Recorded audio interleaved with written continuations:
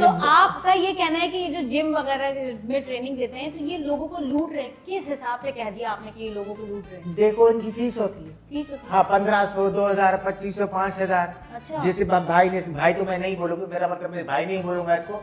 जैसे इसने वो बोला कि क्या बोलते हैं कि वो सूखे को जो हम मोटा कर देते, मोटे को हम सूखा कर देते हैं। ये का तू हकीम है का वो है? नहीं हकीम नहीं, मशीन का काम है, मशीन ही। तो जिद्दत है जी, ना जनाब। जुल्म है, जुल्म है। जुल्म काहे की? जुल्म तो तुम 20 कर रहे किलो हो। 1 मिनट 50 किलो के वजन उठाकर हाँ, क्यों डंपर। करवाते हैं बेचारे को? डंपर। क्यों करवाते? और हम क्या करते?